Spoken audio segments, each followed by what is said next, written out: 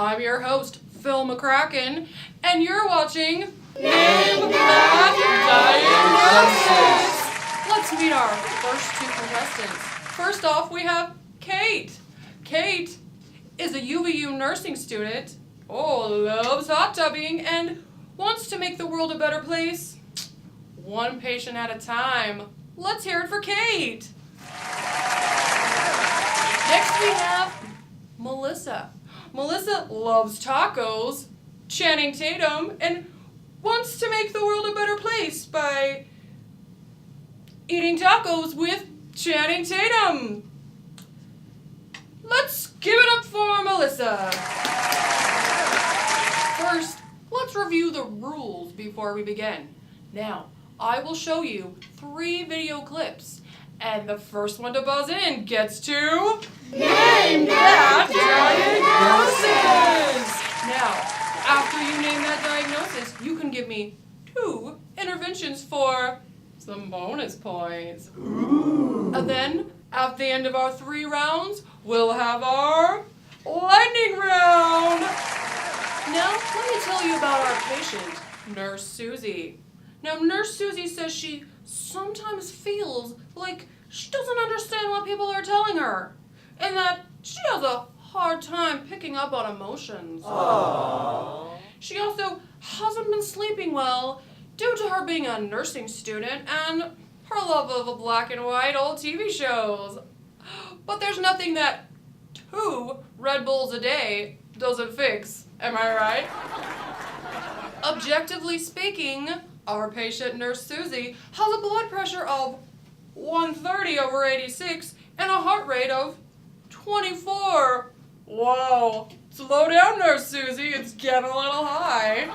She also is alert and oriented ×4 and has a temperature of 98.7. Ooh. Now let's play Name That Diagnosis. And here is our first clip. Hey, my name's Susie. I'm gonna be your nurse today. What was your name again? Samantha. Oh, okay. Summer, can you tell me what you're doing here today? Well, my son told me that I should exercise more, so I went and I did that, but then I woke up this morning and my back aches, and it feels like blah, blah, blah, blah, blah, blah, blah. Wow, this lady can talk a lot. What is she even saying? I'm so tired. I shouldn't have stayed up watching the I Love Lucy marathon last night. Lucy's so funny. I like her hair. Maybe I should go red. Wait, my hair is already red. Maybe I should... Oh my gosh, wow. Do you know what I just figured out? What? I can totally sleep with my eyes open. Name that diagnosis. Ineffective hair color choice. Related to wanting to be a redhead. Redheads. As manifested by wanting to look like Lucy? Red. Really. I'm sorry, that's incorrect and offensive to redheads everywhere. Impaired verbal communication related to fatigue, as manifested by the client falling asleep and not listening to her patient when she was speaking. That's correct. Now, Kate, can you give us 2 interventions for bonus points? Yes, of course. My first intervention would be to teach my client good sleep hygiene, because this will help her to be more coherent in the future with her patients. So for my intervention 2, I would encourage my patient to practice active listening with her family and friends outside of work, because this will help her be a better listener and communicator on the job. Oh, good job, Kate. 3 points for you. And now, let's watch our next video clip. Hey, Kimberly, what's up? Hey, What's going on? I'm okay. Just having a really bad day. My dog, Skippy, he ran away late this morning, and he's so old. And he's like blind. And he only has 3 legs, and so I'm so worried he's not gonna come back. That totally sucks. I mean, I wouldn't count on him coming back just because, like, you said he's blind, right? So probably. I mean, or he ran away because you're kind of a crappy dog owner. I mean, you're never around. You're always here because you're a nursing student, right? So he might have just been like, you know what? Peace out. Greener pastures and all of that. Am I right? You know I'm right.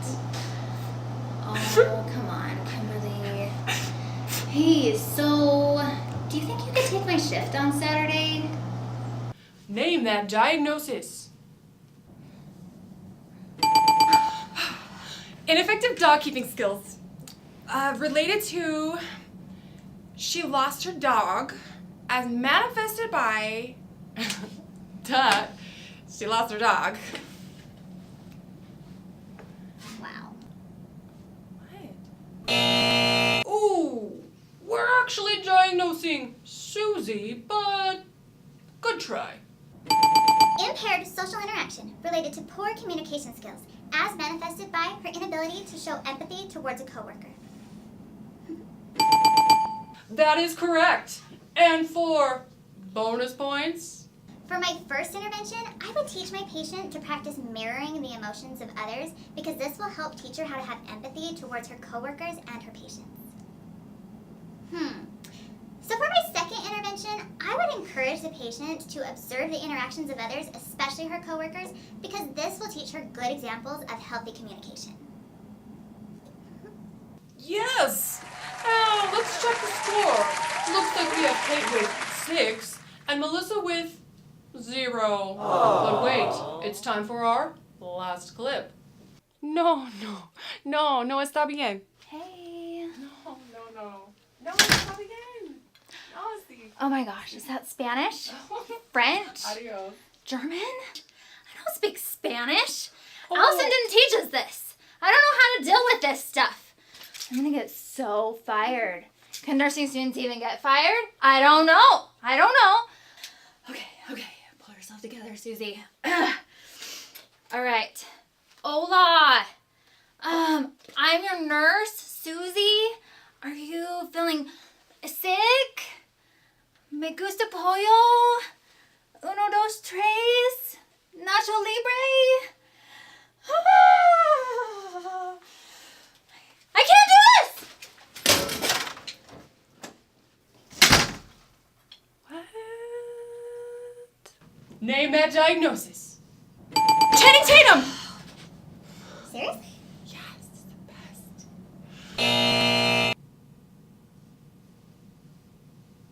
Just no. Ineffective coping related to inability to ask for help, as manifested by the patient not asking for an interpreter when she believed that her client only spoke Spanish. For my first intervention, I would teach the client to be prepared with all of the background information on her patient before she enters the room, because this will help her decrease her stress and be able to handle difficult situations. Also, I would encourage my patient to find out all of the available resources at her job, because these will help her navigate these difficult situations. Yes! Perfect answer! Do you know what time it is? That's right! It's time for our lightning round! So contestants, get out your boards and get ready for our final question of the day. I will give you that question and you will only have a few seconds to write it down. Are you ready? Okay. For your lightning round question, for each correct diagnosis given today, list 1 outcome and 1 evaluation for each. Are you ready? Okay, go!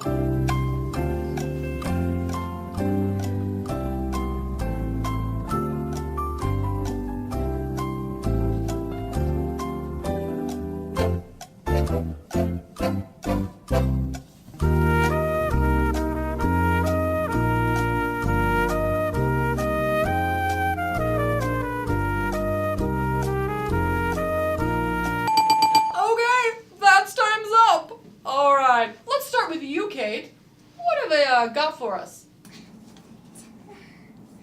So what I put was, the patient will get adequate sleep to be able to stay awake when she's assessing and interviewing the client by her next shift at work, which is 10:25:18. Also, after practicing mirroring her family and friends, the patient will be able to accurately assess and appropriately react to the emotions of her coworkers and her patients within 1 month by 11/24/18. Furthermore, the patient will research all the available resources at her job and use these resources as needed by next week, 10/31/18. I would evaluate these goals by assessing the patient on each of these dates listed, and then I would evaluate to make sure the patient's getting adequate sleep at night, that she's better able to communicate effectively with coworkers and patients, and that she is able to appropriately cope with challenges of the job. Great job, Kate! You are the Fulton points! Now, Melissa, let's see what you've come up with. Well, I think you're gonna love what I've come up with.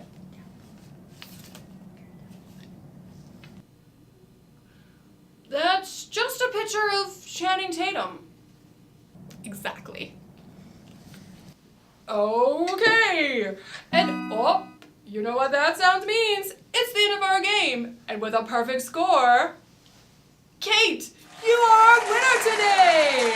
Would you like to know what you won? 1 million smiles of your patients because you have great therapeutic communication. Now tune in next time for our next episode of Name That